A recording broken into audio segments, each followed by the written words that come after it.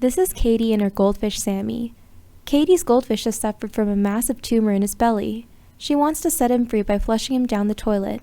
But what will happen to Sammy? Let's take a look at Sammy's journey through the pipes that lead into Hamilton's water system.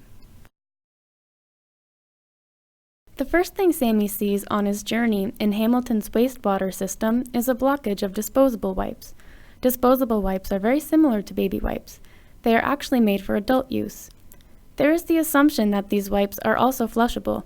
However, many do not know that these specific wipes do not disintegrate or break down in water the same way that toilet paper does. In fact, they do not disintegrate at all. Although some companies may call their products flush-friendly, they are not safe to flush down the toilet. Make sure that if you use disposable wipes instead of or in addition to toilet paper, that you dispose of the wipes in the garbage and not the toilet. As Sammy continues on his journey, he runs into another blockage of hygienic products. There are a number of hygienic products that can cause blockages in the wastewater treatment plant. These blockages can either occur in the pipes or in the wastewater treatment plant, costing you or the city a lot of money in repairs. Cotton balls can cause blockages as they are not biodegradable and therefore can get stuck. This is similar to feminine products as they are also not biodegradable, placing extra stress on the wastewater plant as they are having to remove these harmful products. Condoms, when are flushed down the toilet, traps air inside of them, causing unnecessary blockages. Making sure you put these products into the garbage is an important step in reducing stress on the wastewater treatment plant. Unfortunately, Sammy runs into another blockage. Flossing is a daily activity for many people, but flushing dental floss down the toilet causes the dental floss to get tangled and create a net for all other solids to become trapped. The new advancements in shred-resistant material make the dental floss even more resistant to tears. With the large amounts of dental floss being flushed, it is causing the wastewater treatment plant to be shut down to repair the damage. Sammy has reached the water treatment plant, where some materials get filtered out. Sammy is able to slip bifiltration and makes it to the Hamilton harbor. Many fish like Sammy get released into the harbor. With poor water quality that discourages native species from thriving in the harbor, the goldfish will breed quickly, and soon the natural ecosystem in the harbor will become unstable. This will lead to the goldfish population becoming unmanageable in the harbor. If you have a fish that dies, bury it instead of flushing it so that the treatment plant can focus on other things.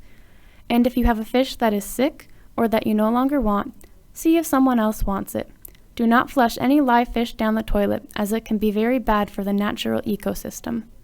Some species, goldfish and those native to the ecosystem alike, will soon get sick and start dying.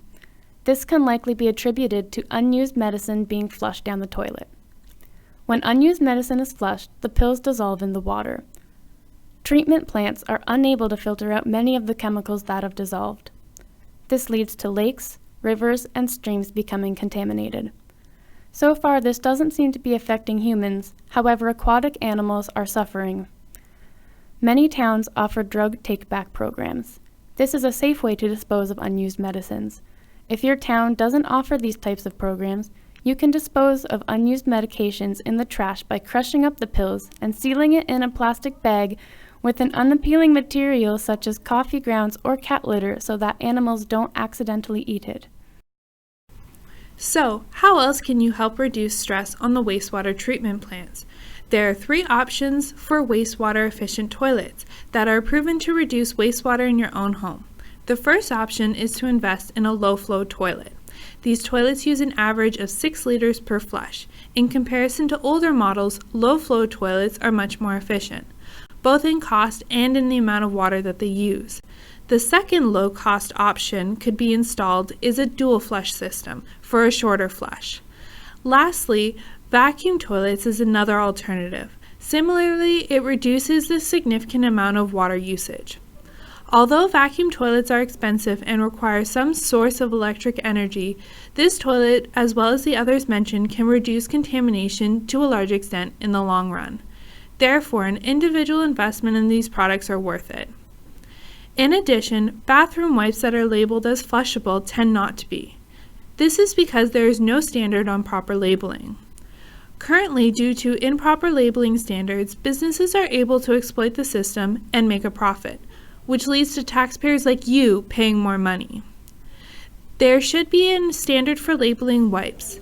You can help by writing a petition to your local MP, or till this regulation is in place, make sure you're doing your research. There are numerous ways that you can get involved.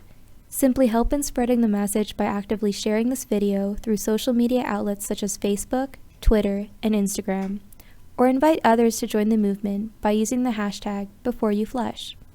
If you would like to know more about this issue, a list of sources will be available at the end of this podcast.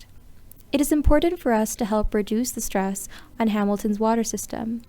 Letting others know the importance of this will help in achieving that. So remember, think before you flush, and don't forget to share, invite, and educate.